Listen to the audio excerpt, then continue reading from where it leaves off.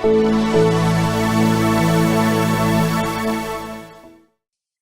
it's Talking with TopDon. Today we're going to do a walkthrough on a 2019 Chevrolet Tahoe TCM programming. We're going to use the RLink J2534, but you can use any of these tools. And we're going to use the T120 or T90000 for stable voltage supply. We're going to launch right into TechLine Connect here. We've already got it installed and updated. Going to go ahead and connect to our RLink J2534. You're going to see here, I'm going to select the VCI over on the menu here. So we're going to click Auto Detect VIN. And when we click Auto Detect VIN, it's going to bring up a menu which is going to allow us to select our TOPDON RLink or either of the other VCIs, the TOPDON ONE VCI. We're going to hit Continue after we select the VCI. And this is a new module, so we're going to click Replace and Reprogram. And as soon as the tool reads out the VIN, you should see the screen progress. So there you see 2019 Tahoe four-wheel drive, and this is a 6L series transmission.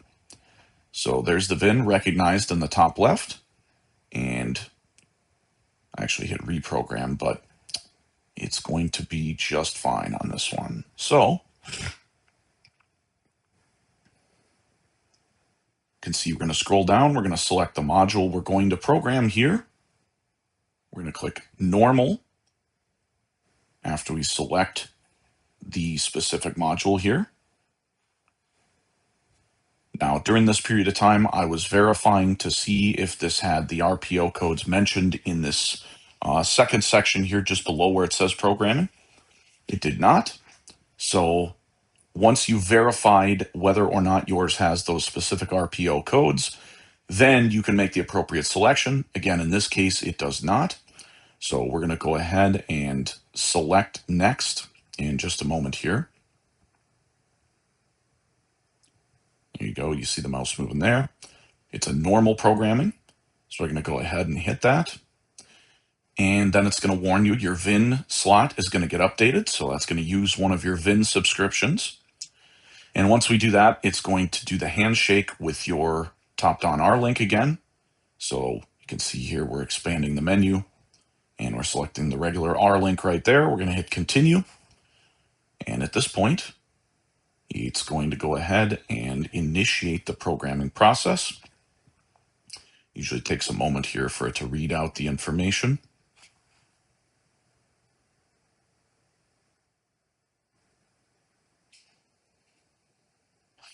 And there we go. And then it's going to read all the current calibrations in each of the modules. And when you're doing this, you will see if it's a brand new module, it's going to show that the current calibrations are unrecognized. So we're going to click through each of them and look at the current calibration on the bottom right section. You can also see here current calibration is listed as unrecognized. I always like to save this file before I do the programming.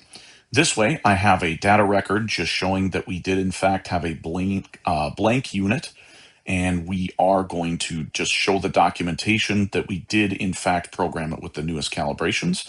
So we do a before and then we do an after. So we're going to save it here, and this is just asking us which we want to open the PDF with. There's your little table, shows you what the current is. They're all blank, and that's because the module is blank. So now we're going to hit Start Programming. And during this phase, we are going to time-lapse this because you don't need to watch the progress bar in real time. So you're going to see the progress bar is going to move very quickly. In reality, it's important to remember that programming can take a short period of time, 10 minutes or less. Sometimes it can also take several hours. So be patient and wait for the progress bar to finish its work. And once it finishes, so we went through the time lapse there, and you get your warranty job code here, and you want to make sure that you save this. If you are installing a remanufactured unit from any supplier, including GM, or a new unit, you may need to document that warranty job card. So we're just going to print it here and save it as a PDF. And you'll see here I'm toggling over to the PDF printer. So we're going to save it as a PDF.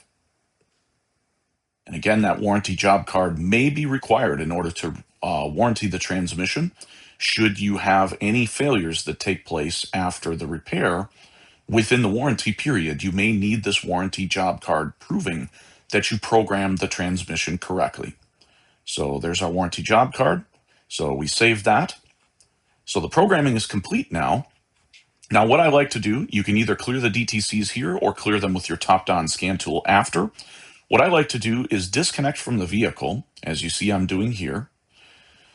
After I disconnect the vehicle, I reconnect to the vehicle, and then I go back in like I'm going to program the TCM a second time, even though I'm not actually going to carry out the programming again.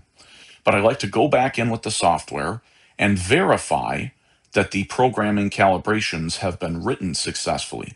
So this is kind of like doing a post scan like you would after a diagnosis or an ADAS calibration. So we've got all the same selections made there. We're going to go ahead and hit the button just like we did before. And we'll give it a moment here.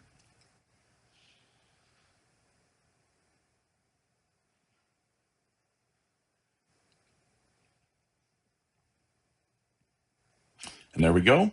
Now we can go through and look at all the calibrations to make sure that the current calibration matches with the latest calibration shown in the index section in the center of the screen there. And once we've gone through them and verified that the current calibrations match, I'm just going to hit next. And there's our table that shows all of the calibrations are now updated and current. And then I'm going to save that as a PDF, just showing that all of the calibrations were successfully written. And there you go. Shows everything's up to date on the module. Now we're going to go to TechLine Connect. We finished the section of this job that we need TechLine Connect for. So we can go ahead and disconnect from the vehicle. So I accidentally hit the button twice there. So we're going to disconnect from the vehicle.